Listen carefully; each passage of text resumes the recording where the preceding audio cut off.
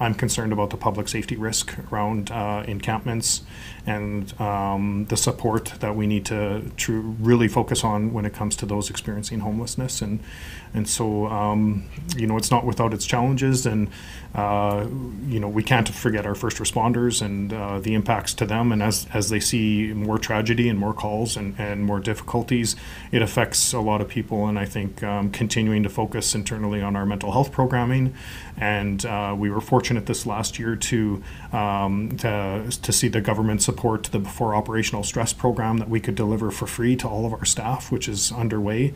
There's a lot of people impacted, and I think looking after those who look after everyone else is something that's high priority for me going into 2023, and making sure that the public's safe and we address this growing, extremely high growing concern around the public safety in encampments and those that are experiencing such tragedy. Over the last few years, we've made some advancements around our mental health programming. So we created an app that makes it easier for our staff to access resources, treatment, training, help.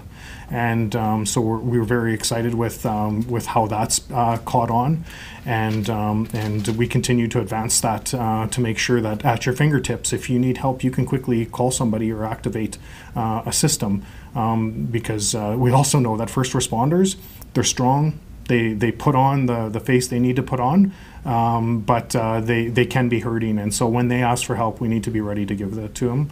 And so this year, we partnered with Wounded Warriors a few years ago, and we launched the Before Operational Stress program to our recruits so that they can build resilience and training right out of the gates, and look after their mental health and those they work with.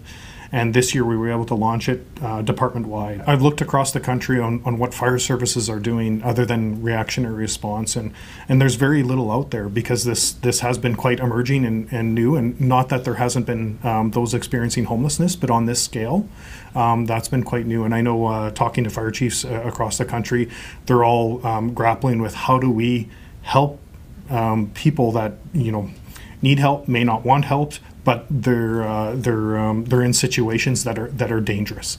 And so we're currently working on a public education strategy to be able to help those that interact regularly with our vulnerable populations have some education, so that if they come across something that is dangerous, they can say, hey, you know what, you don't want to cook inside a tent, and here's the reasons, and help them understand the dangers of that, so that maybe we can stop one of these from happening would be the goal. When I started 2.5 years ago, the first thing that I brought in was worked closely and brought in an equity specialist to help design an action plan around equity, diversity, and inclusion, which looks at everything from how our stations are designed. It'll look at clothing and making sure that we're inclusive to everybody that joins the fire service.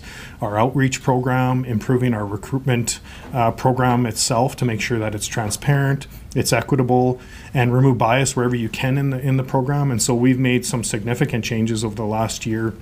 And as a result, which I think everyone's aware, we had 3 Camp Inspires that were focused on improving our representation of women in the fire service, which across North America is traditionally quite low. And since the evolution of that program, we've seen 6 times the applications of women going through the recruit process, which is a significant improvement and outcome. And so with that, we're expecting to see more of the best candidates from more diverse groups, and we're expecting more diversity through the process. There's a lot of efforts across North America to try to improve the visible diversity in the fire service, because we also know that if you don't see yourself in the service, you might not know you have a place in the service, and we want to fix that. And so that's why our outreach programs are so important, and getting out into the communities and underrepresented groups is key to making sure that they know they have a place in our service.